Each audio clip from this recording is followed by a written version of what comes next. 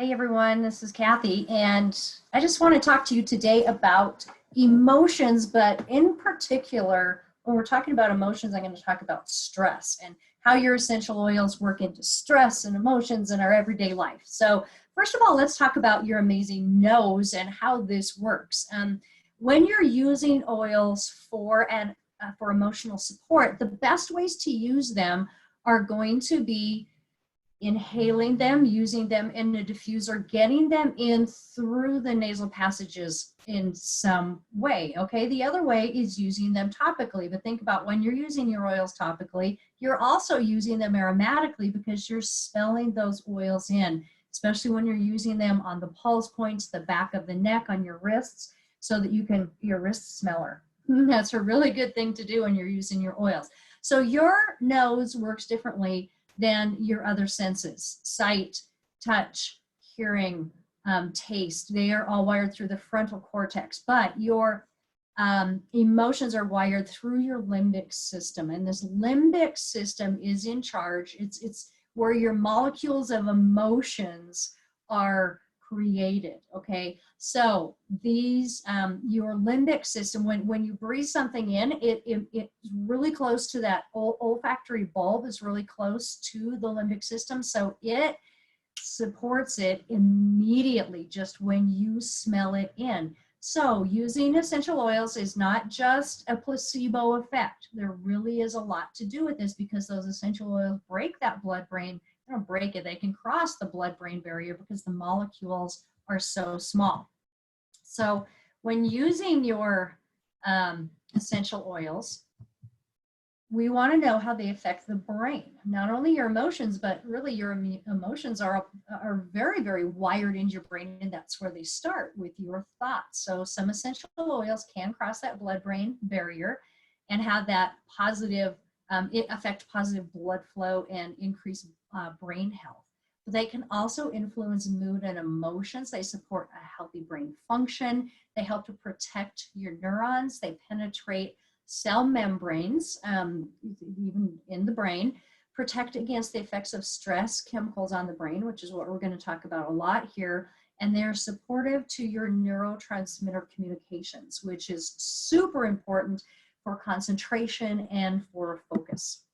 So the best methods of application for brain and emotional health are going to be aromatic, right? Breathing them in, using your diffuser, putting them on the pulse points, putting them in your hand, cupping, breathing them in, or using them on the bottom of the big toes, over the heart. And I am also going to add the back of the neck. As you can see, this says the occipital point. So that is the point on the back of your neck on either side of your spine. It's that soft spot right back in there. So you can put the essential oils back there and just rub them in.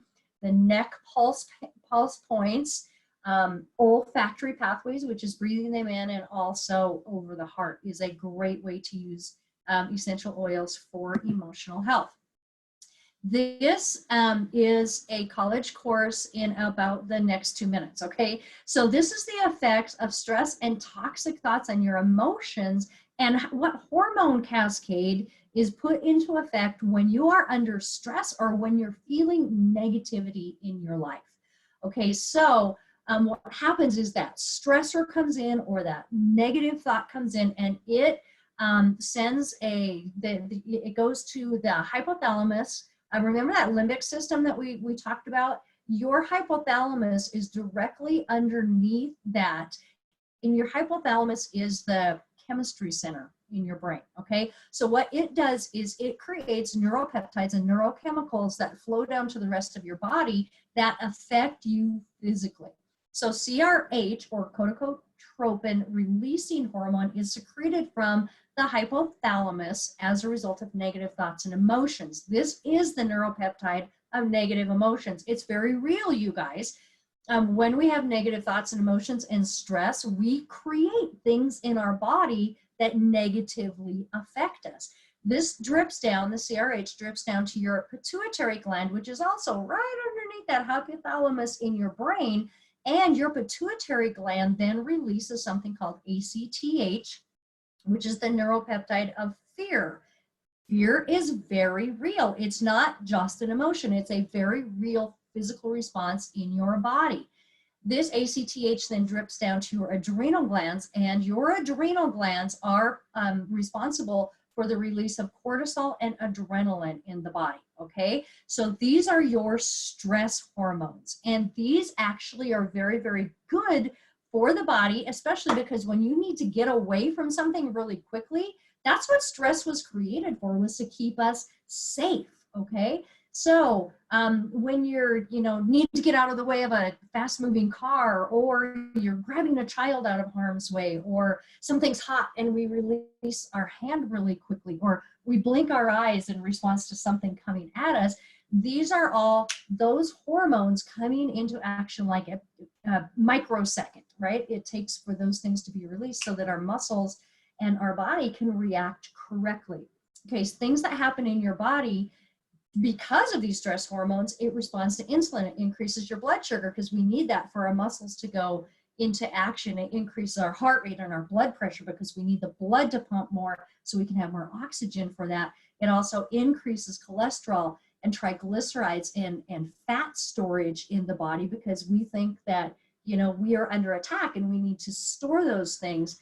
It also suppresses the immune system, depletes the bones of vital nutrients and minerals, and it causes an electrolyte balance. This is these adrenal glands, these cortisol and adrenaline, these hormones that are released from there. We are supposed to have this stress response. It's a God-given response to keep us from harm. However, when we are under stress all the time and we are moving and going and doing things and we're not getting the sleep that we're supposed to get, and we have negative thoughts all the time, and we have anxiousness all the time, and the kids are driving us crazy, and and we've all been under more stress, especially in this time in our lives. We really have, and there's nothing that is concrete and set in our lives. Everything changes daily, so we are going to be under more stress, and because of that, we are going to have more of these stress hormones going on all the time. And this causes adrenal burnout, okay? You've heard of this, adrenal fatigue, because that cortisol and that adrenaline are being released all the time, when in reality, we are supposed to have short bursts of that cortisol and that adrenaline to make it be effective in the body. So what happens is we have increased blood sugars, we have increased heart rate, we have more cardiovascular problems, increased cholesterol problems, we get osteoporosis, and just things are just off in the body. So because of this HPA axis, it stands for the hypothalamus, the pituitary, and the adrenal glands, this HPA axis is off, and it is causing some real neurological and emotional problems in the body. So think of this, the effects of all of these things happening in your brain, which you don't even realize is happening, but I now just opened your body for you so that you can see when you are under stress, all those things that are dripping down to your adrenal glands to make you go into action really, really quickly. This is eventually, over time, when we are stressed all the time, when we are anxious all the time, these are things that are going to happen. You're going to have cardiovascular system breakdown, okay? So high blood pressure, angina, coronary artery disease, strokes, aneurysm in the body.